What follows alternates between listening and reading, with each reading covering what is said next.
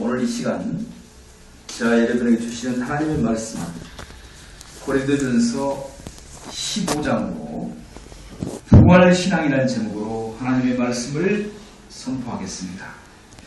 하나님의 말씀이 선포될 때 성령님의 감화 감동으로 신령한 말씀이 깨달아지며 부활의 소망이 가득히 넘쳐나기를 주님의 이름으로 축원드립니다.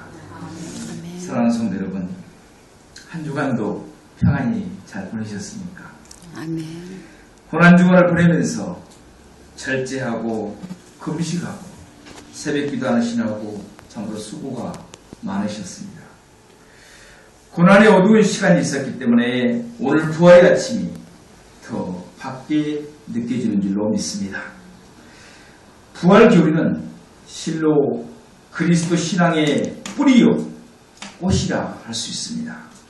아무리 어렵고 힘들어도 부활의 소망을 갖고 항상 기쁘게 살아가시기를 간절히 소망합니다. 아멘. 날씨가 쌀쌀해도 봄꽃의 향연은 남녘으로부터 계속 이어올라오고 있습니다.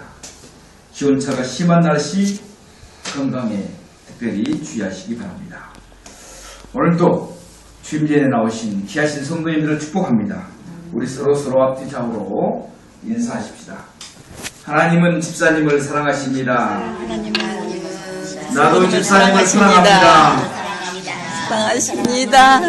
부활의 영광에 함께 하시기를 기원합니다. 사랑합니다. 그 영광에 함께 기원합니다.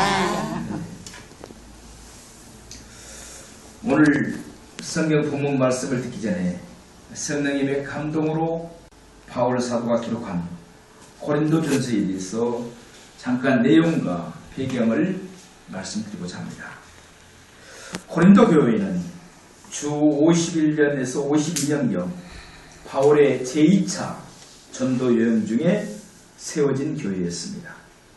당시 고린도는 헬라 제1의 상업도시로서 아가야 지역의 수도였습니다.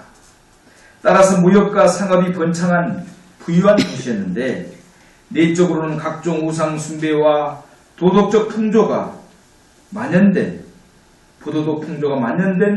타락한 도시였습니다. 이런 배경하에서 고린도 교회 역시 심각한 몸살을 앓고 있었습니다.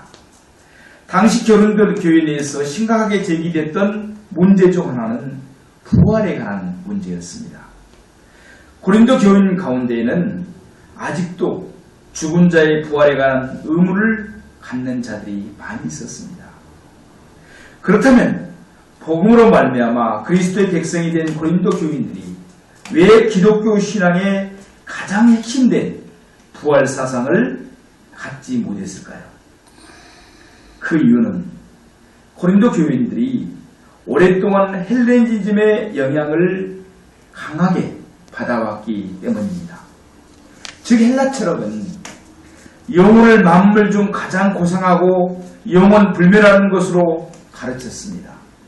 반면에 육신은 저급한 죄의 자수로 간주했습니다. 따라서 이들은 결코 육체의 비하를 믿지 않았던 것입니다.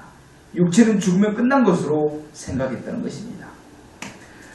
이런 경향은 사도 바울이 헬라 문명의 발산지라 할 수 있었던 아테네에서 조즉 그리스도의 부활을 증거할 때 헬라 사람들이 죽은 자의 부활에 대한 교훈을 듣고 바울 사도들을 조롱했다는 그 사실만으로도 우리는 잘 알 수가 있습니다.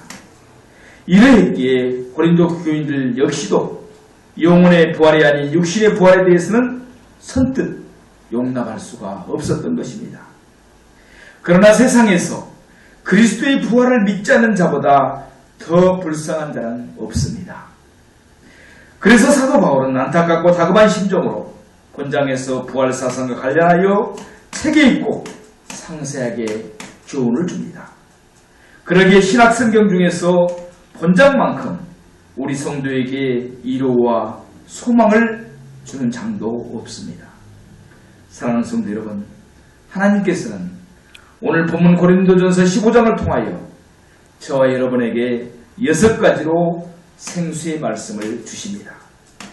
말씀의 양이 길어서 둘로 나누어 세 가지만 말씀드리고 네 번째부터는 오후 찬양 취입에서 말씀을 선포하도록 하겠습니다. 사실 고린도전서 15장은 너무너무나 중요한 장입니다. 우리가 이 말씀을 잘 상고하면서 기억해야 될 것으로 믿습니다. 그렇다면 우리에게 주시는 말씀은 첫째로는 어떻게 죽은 자가 부활할 수 있는가입니다. 두 번째로는 부활의 순서입니다.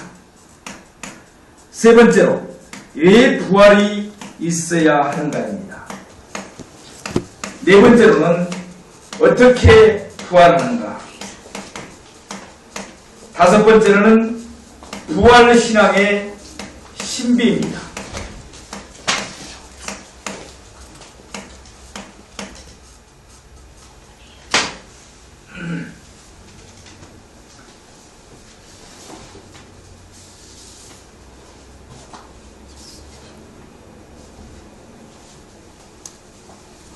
여섯 번째로는 부활신앙의 능력입니다. 다시 한번 말씀드리겠습니다. 첫 번째는 어떻게 죽은 자가 부활할 수 있는가. 두 번째는 부활의 순서. 세 번째는 왜 부활이 있어야 하는가. 네 번째는 어떻게 부활하는가. 다섯 번째는 부활신앙의 신비. 여섯 번째 부활신앙의 능력에 대해서 말씀을 선포하고자 합니다. 오전의 예배 때는 첫째 번부터 세 번째까지의 말씀으로 은혜를 받고자 합니다. 충분히 지나면서 겨우내 죽은 것 같던 회색빛 나뭇잎까지도 파란 생명의 새싹이 움트고 있습니다. 특히 우리 교회 앞에는 플라타나스가 많이 있는데 이제 움이 올라오고 있는 모습들을 이렇게 바라봅니다. 저는 이 봄이 다가올 때마다 마음속에 느껴지는 것이 참 많습니다. 자연 겨울 동안에 죽은 것 같이 앙상하게 남아있다가 봄이 오면 저렇게 화사하게